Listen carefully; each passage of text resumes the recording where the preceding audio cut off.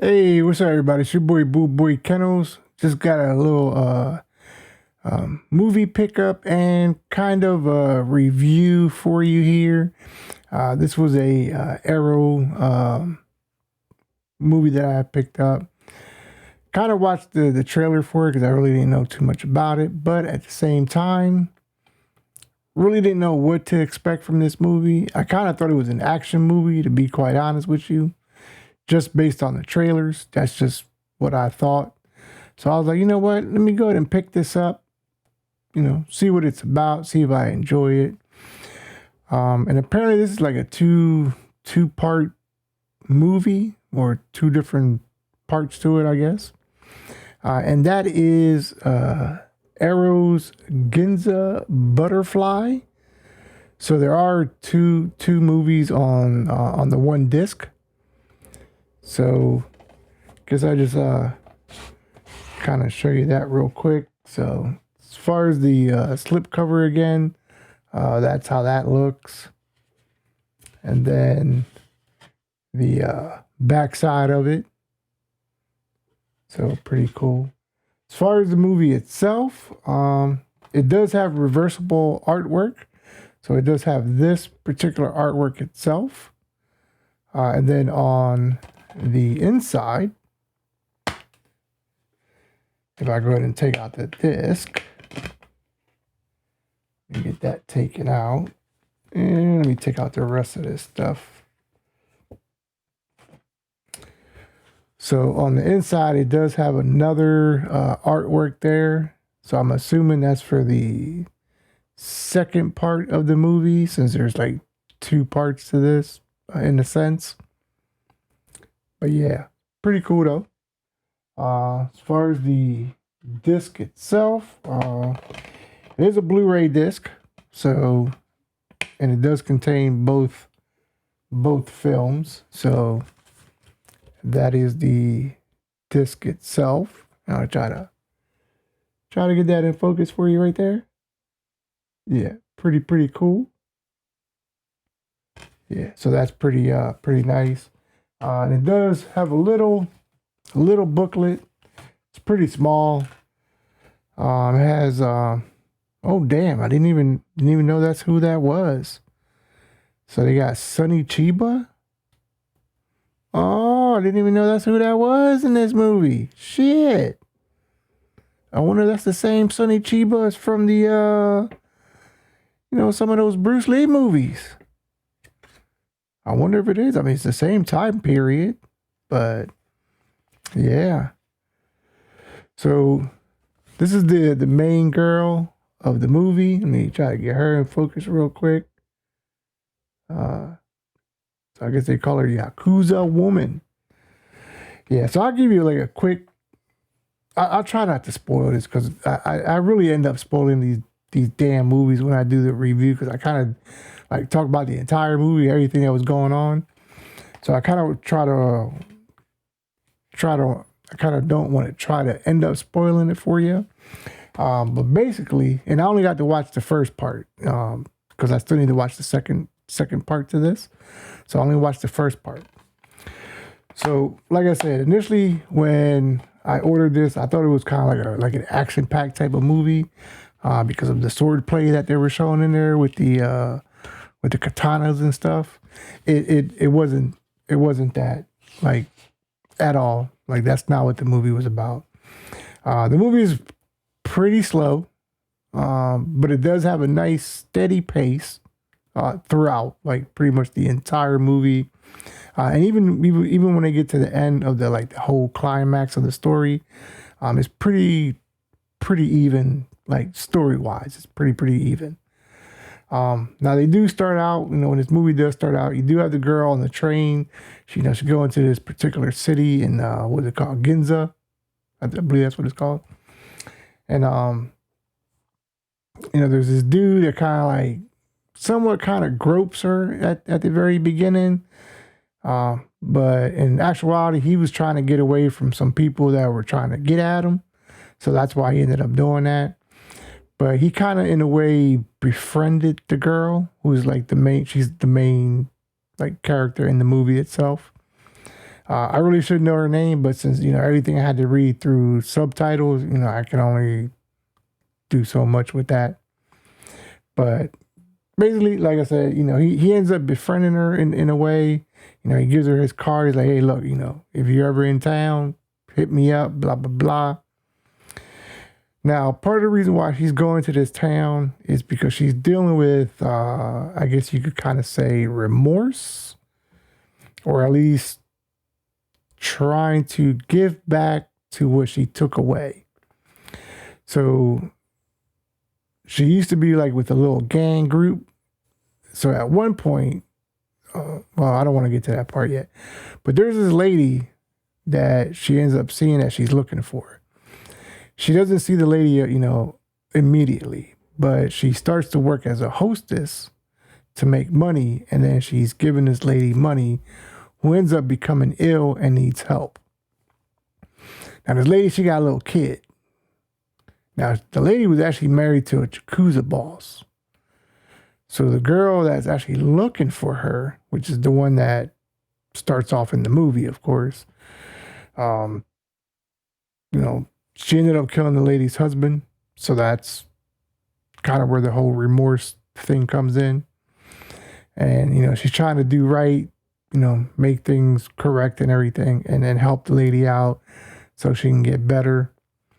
Now they do get to a point where the lady, does recover, which is really good. But I won't say too much more on that part because I don't want to spoil it for you. But, since the lady is working as a hostess, the other chicks that are also working in the spot, they're kind of jealous of her. And, at one point they kind of discover, that she had a little past going on, little past. So as they're doing all that, and we're getting into that whole story arc line of it, because like I said, the movie's really steady. There's not much action in this, but it is very, very story driven. Like at first, I was kind of like, I'm gonna be a little bored with this, but as I just kept watching it, I was just like, shit, you know what? Tell me more. I want to know what else is going on. What are the little cliffhangers we got here? What's the tie-in? What are the other arcs that are bringing this whole story together? Now, there are a lot of sections that's going on with this movie. There's different bosses that I guess you could say, where they do own these different clubs for the ladies that they call the hostesses. So basically, you know what they are. They're hookers is what they are. That's really what they are. But they don't say that they're hookers, but that's what they are. So as she's working through her little dilemma she's trying to deal with the lady and the remorse and everything. At the same time, she ends up, kind of befriending one of the main working dudes that work there, even though he has a really loose hand when it comes to, giving the women the bofetadas. He just be like, toma, just like to give him a good old bofetada. But he don't like to fight. Like he keeps saying, "Oh, I'm not a violent gangster." But damn, bro, like you're not violent, but damn, you loose with the hand when it comes to the females. You know what I mean? You just like smacking the shit out of them. I don't think he really means to, but I guess he wants to kind of show his, I'm kind of like the boss of y'all, but I really ain't the boss. The boss is the other people that are the boss, so I'm kind of scared of their asses. So I kind of need to let shit roll downhill towards y'all. I mean, that's kind of how he comes off a bit, but he really isn't like that though.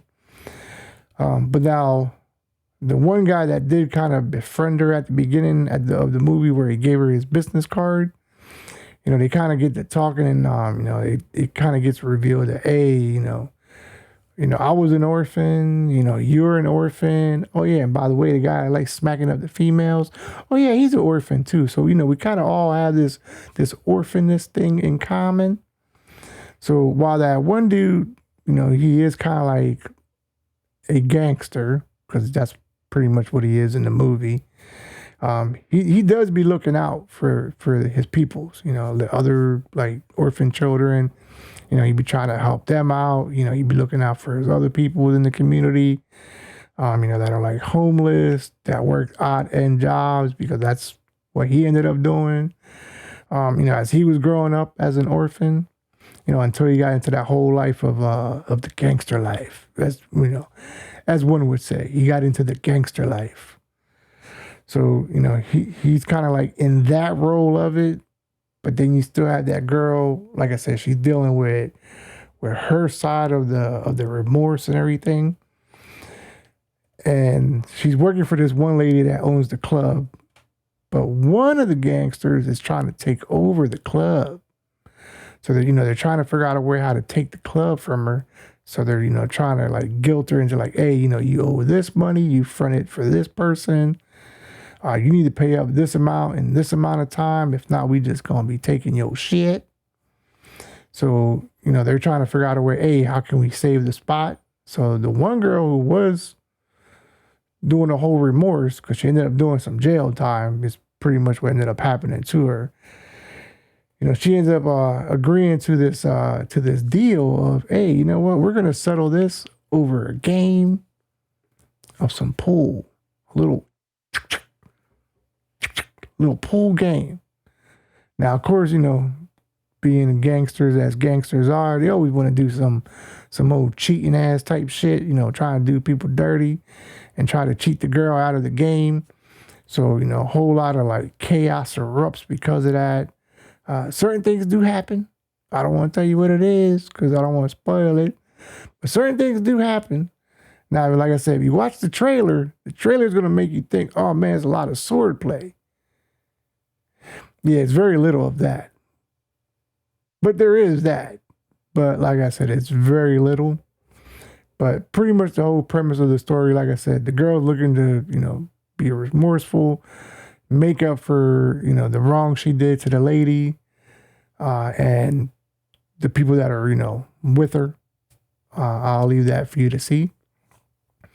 And then, of course, the one gangster, you know, who's a gangster who's, you know, who's kind of trying to do right, but still a gangster nonetheless.